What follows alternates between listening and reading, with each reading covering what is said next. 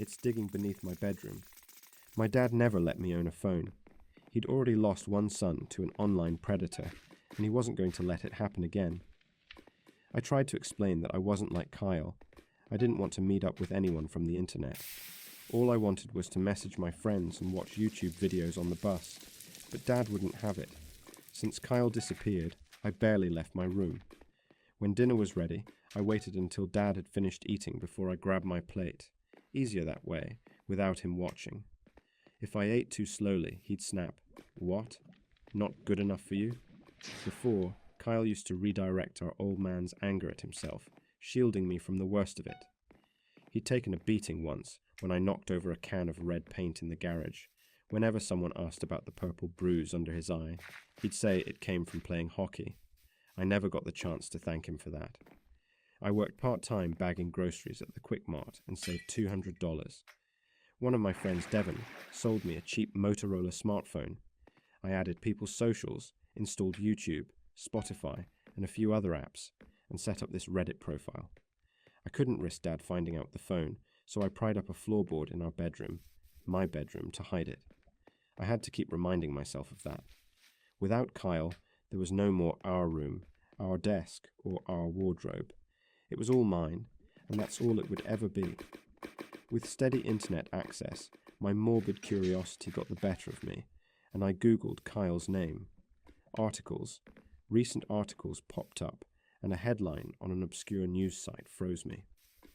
Father investigated in missing child's case. The photo showed Dad stepping in, or out, of his Lexus. Suddenly, his boots echoed on the staircase.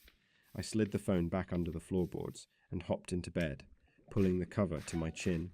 Dad leaned in my doorway, slurring, "G-night, Bailey." Lately, I'd caught him hiding a flask of whiskey in his jacket. It hadn't been this bad since the early months of the divorce. "Good night, Dad," I replied, but a question escaped me. Is there any new information on Kyle?" His expression sobered. "You know the rule. We don't talk about him. It's not for you to worry about." When he left, he kept the door ajar. I considered closing it, but if he went to the bathroom during the night and found it shut, he'd chew me out. I rolled onto my side and tried to sleep. I was beginning to drift off, my thoughts bleeding into hazy dreams, when the sound started. Scratch, scratch, scratch. It reminded me of nails on skin or a shovel in dirt.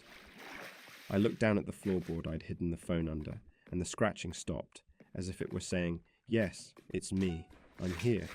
Had I left Spotify playing by mistake? Carefully, I slipped from the bed and crouched by the floor, glancing at the door to be sure Dad wasn't watching. I pressed my ear to the boards and listened. Scritch, scritch, scritch. Then I recognized the sound, fingers clawing through soil, as if something was climbing up from beneath the house. I jumped back into bed and closed my eyes, desperately trying to ignore the sound. It was an absurd thought, not one a rational mind interprets. Yet I couldn't bring myself to lift the floorboard and look inside.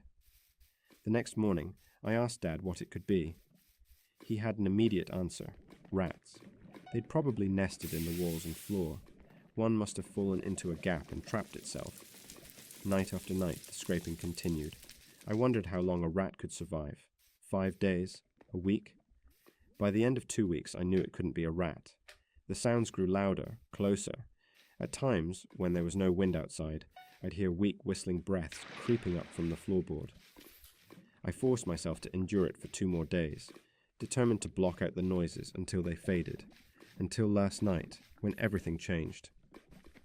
The scratching began as usual around 2 or 3 in the morning, but after a few hours it stopped. Silence stretched, and for a peaceful moment I thought it may have stopped. But then the scraping resumed, rougher, fingernails against wood. The loose floorboard wobbled open as something shifted beneath. Too terrified to look, I grabbed a stack of textbooks and placed them onto the board. The wobbling ceased, but on the other side the scratching continued.